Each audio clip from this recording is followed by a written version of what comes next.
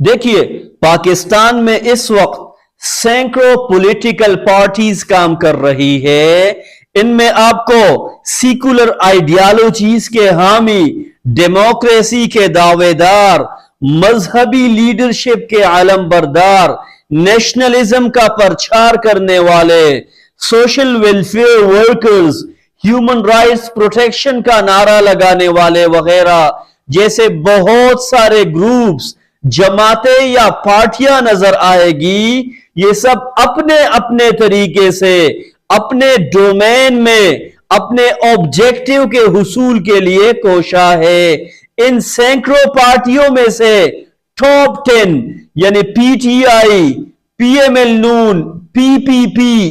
J U I F, M Q M Pakistan, A N P, Jamaat Islami, T L P,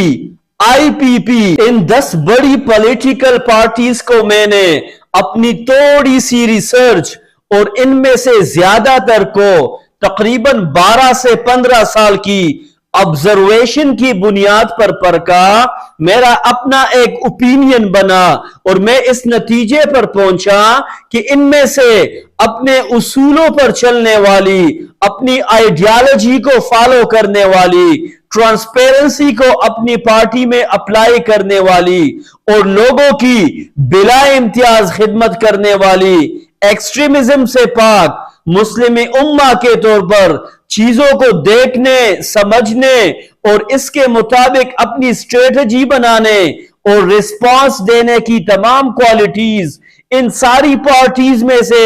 صرف ایک میں بالکل واضح اور پرفیکٹ طور پر نظر آتی ہے، اور وہ ہے اس لسٹ میں رینک وائز 7 یعنی جماعت اسلامی. میں ایک بار پھر اس بات کو کلیئر کر دوں دوستو کہ اب شاہد اپنی اپنی انڈرسٹینڈنگ، اپنی ریسرچ اور اپروچ کی بنیاد پر آپ شاید کسی اور پارٹی کو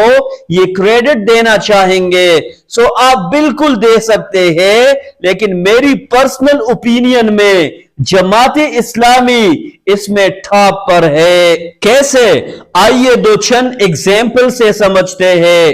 آپ الخدمت فاؤنڈیشن کو دیکھ لیجئے کہ یہ کیسے ہر کرائسس اور مشکل میں نہ صرف مسلمانوں کے لیے بلکہ ہیومینٹی کے طور پر اپنی سروسز میں پیش رہتی ہے، چاہے ارتھکویک ہو، فلڈ ہو، وار ہو یا کوئی اور کرائسس. الخدمت آپ کو ہر جگہ صف اول میں نظر آئے گی، اور یہ نہ صرف پاکستان میں بلکہ انٹرنیشنل لیول تک اپنے آپ کو منوا چکی ہے. اسی طرح جماعت اسلامی آپ کو ہر وکٹم کے ساتھ اور ہر اپریسر کے خلاف میدان میں نظر آئے گی، اسپیشلی اگر گلوبل لیول پر کہیں ظلم ہو رہا ہو، چاہے وہ کشمیر میں ہو، فلسطین میں ہو یا کوئی اور جگہ پر. جماعت اسلامی جس منظم انداز سے لوگوں میں اویئرنس پیدا کرتی ہے اور پروٹیسٹ کر کے اپنا فریضہ سر انجام دیتی ہے، شاید ہی کوئی اور پارٹی کر سکے. آپ سب کو معلوم ہوگا عافیہ صدیقی کیس کے بارے میں جماعت اسلامی نے کیا رول پلے کیا ہے، اور ان کے سینیٹر مشتاق احمد خان نے اس میں کتنا جاندار کردار ادا کیا. اور اب غزہ میں ہیومن ہسٹری کا بدترین فامن اور فوڈ شارٹیج ہے، جس کی بدولت روزانہ درجنوں انسان اور خاص کر بچے سسک کر جان دے رہے ہیں. اس مصنوعی سٹارویشن میں لوگوں تک پہنچنا اور گلوبل سمود فلوٹیلا پر 40 ممالک کے ہیومینیٹیرین باشندوں کے ساتھ غزہ کی طرف سمندر کے راستے جرنی کرنا، جس کاروان پر ڈرون اٹیک، کیمیکل سپرے اور نہ جانے کیا کیا ٹیکٹکس استعمال ہو رہے ہیں تاکہ وہ اپنا مشن ترک کر دے، لیکن یہ لوگ یہ کہتے ہوئے اپنا حق ادا کرنے کی کوشش کر رہے ہیں، جان دی ہوئی اسی کی تھی، حق تو یوں ہے کہ حق ادا نہ ہوا.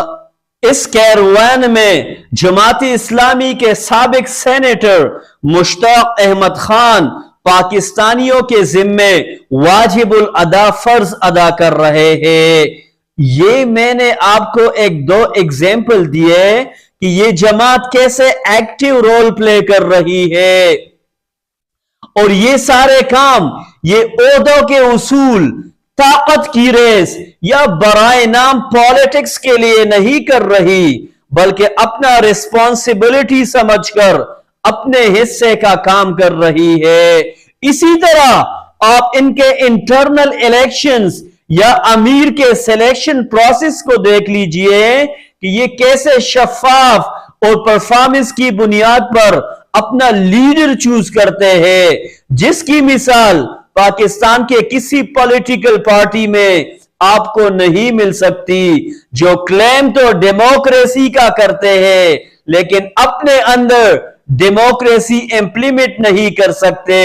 तो मुल्क में क्या खाक करेंगे। लिहाजा दोस्तों, हमें अपनी पसंद और नापसंद से हटकर इस्लाम, पाकिस्तान और आलम इंसानियत के खैरख्वाह लोगों को सपोर्ट करना होगा, इन्हें अप्रिशिएट करना होगा, इन्हें अपना लीडर और रोल मॉडल बनाना होगा, ताकि हम एक प्रोडक्टिव मुस्लिम, डेवलप्ड पाकिस्तान और पीसफुल वर्ल्ड में अपना रोल प्ले कर सके। और अब ये जरूरी है कि हम ग्लोबल स्मूथ फ्लोटेला के लिए पहले दुआएं करें कि अल्लाह इनको अपनी ही हिफ्ज़ व अमान में रखे और इन्हें इनके डेस्टिनेशन तक खैरियत से पहुंचाए, और जब ये अपना मिशन मुकम्मल करके वापस लौटे तो पाकिस्तानी गवर्नमेंट को चाहिए कि सेनेटर मुश्ताक अहमद खान और इनके साथियों को स्टेट प्रोटोकॉल दे, पाकिस्तान का सबसे बड़ा ब्रेवरी अवार्ड अता करे और इन्हें 21 तोपों की सलामी दे। पूरे पाकिस्तान में इनको रिसीव किया जाए और इनका शुक्रिया अदा किया जाए कि यकीनन आप बहादुर है, यकीनन आपने इंसानियत का दर्द है, यकीनन पाकिस्तान को आप जैसे लोगों की जरूरत है और पूरा पाकिस्तान आप पर फख्र करता है। और ये कि उनकी इस बहादुरी को हमारे एजुकेशनल करिकुलम में शामिल किया जाए, ताकि हमारे बच्चे राशिद मिन्हास, अजीज भट्टी शहीद के साथ साथ इन बहादुर लोगों के बारे में भी आगाही हासिल करे।